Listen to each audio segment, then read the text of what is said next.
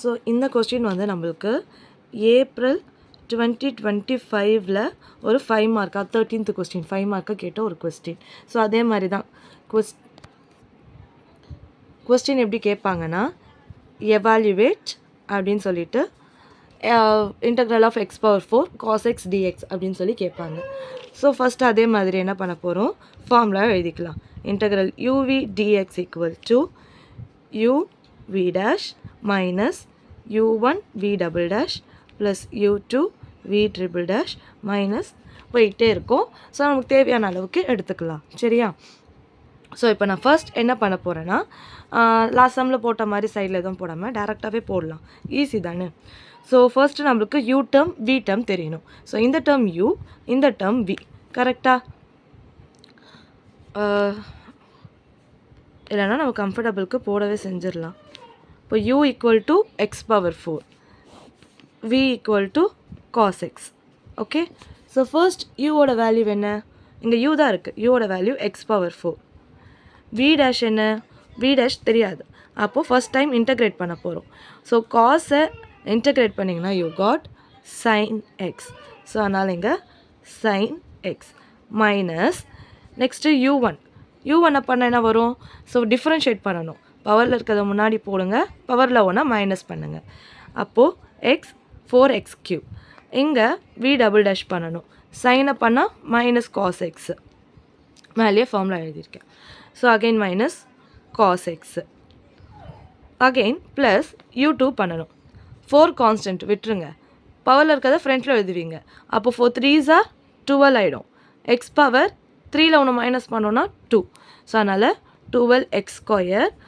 v triple dash பண்ணணும், இங்கே இருக்க மைனஸ் அப்படியே போட்டுட்டு காஸை இன்டகிரேட் பண்ணிங்கன்னா sin x. ஸோ அதனால் மைனஸ் sin x. நெக்ஸ்ட்டு என்ன பண்ணணும், ஃபார்முலா எக்ஸ்டெண்ட் பண்ணிக்கலாம். அடுத்த சிம்பிள் மைனஸ் வரணும். அடுத்து என்ன பண்ணணும், u3 கண்டுபிடிக்கணும். அப்போது 12 கான்ஸ்டன்ட் அப்படியே இருக்கட்டும், x² மட்டும் எடுத்துக்கோங்க.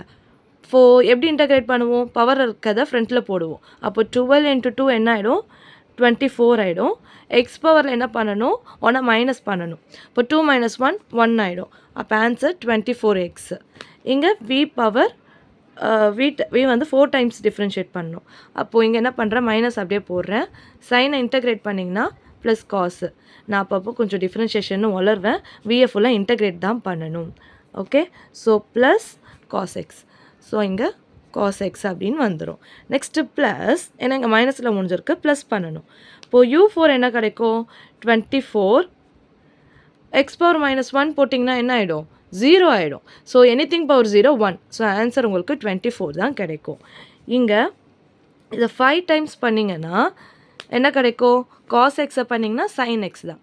ஸோ அதனால் இங்கே sin x அப்படின்னு எழுதிக்கலாம். நெக்ஸ்ட்டு வந்து என்ன பண்ண போகிறோன்னா, ஜஸ்ட் அரேஞ்ச் தான். X power 4 sin x minus into minus plus 4x³ cos x. 5 மார்க்குன்றனால எந்த அளவுக்கு கொஞ்சம் ட்ராக் பண்ணி எழுத முடியுமோ எழுதிக்கலாம். ஸோ கொஞ்சம் ஸ்டெப்ஸ் வந்து நிறைய இருக்கும் பார்க்குறதுக்கு.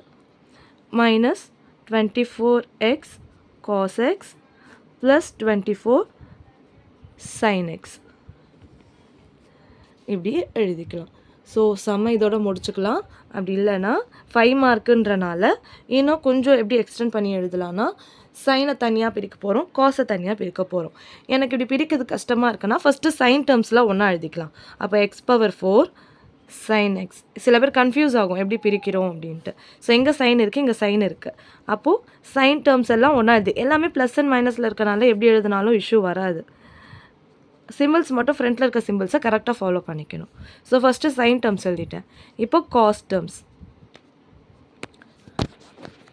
இப்படி எழுதுறதுனால என்ன ஆகும்னா, ஸ்டெப்ஸ் கொஞ்சம் வந்து எக்ஸ்டெண்ட் பண்ணி காட்டுற மாதிரி இருக்கும், கொஞ்சம் 5 மார்க்குக்கு எழுதுகிற மாதிரி இருக்கும். இல்லைன்னா 4 இல்லை இந்த சம் முடிஞ்சிடும், 5 மார்க் சம் மாதிரி இருக்காது. நெக்ஸ்ட்டு வந்து என்ன பண்ண போகிறேன்னா, இப்போது இந்த 3ல் இருந்தும் சைனை நான் காமனாக எடுத்துக்கிறேன்.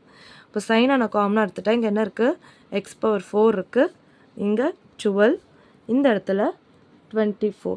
ஆக்சுவலி இங்கே எதுவும் தப்பு பண்ணியிருக்கேன், 12x² இருக்குது. So 12x², next 24 plus cos எக்ஸை நான் காமனாக எடுக்கிறேன். அப்போது 4x³ - 24. ஸோ எந்த சம் கொடுத்தாலும் இப்படி தான் போடணும். ஸோ உங்களுக்கு வந்துட்டு ஒரு சம் வந்து ட்ரை பண்ணணும்னா you can try evaluate x power 4 sin x dxஐ சால்வ் பண்ணி பாருங்கள். இதோட ஆன்சரும் வந்துட்டு சால்வ் பண்ணிவிட்டு ஃபைனலாக இந்த ஆன்சர் வருதான்னு செக் பண்ணி பாருங்கள்.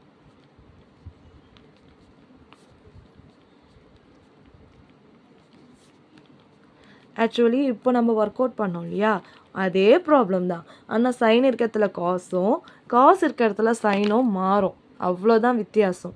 ஆக்சுவலி பாருங்கள், இங்கே சைனுக்கு பதிலாக காசு இருக்கும், இங்கே காசுக்கு பதிலாக சைன் இருக்கும்.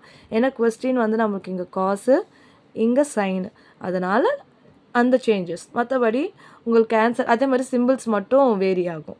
ஏன்னா நமக்கு சைனுன்னும் போது இங்கே சைனில் மைனஸ் காசுனும் காசில் ப்ளஸ் சைனும் இருக்கும், அதனால் சிம்பிள்ஸும் வேரி ஆகும். மற்றபடி ஆன்சர் பார்க்க ஒரே மாதிரி இருக்கும். ஸோ இந்த சம் ட்ரை பண்ணி கரெக்டாக இருந்துச்சுன்னா நீங்கள் இந்த ப்ராப்ளம் கற்றுக்கிட்டீங்கன்னு அர்த்தம்.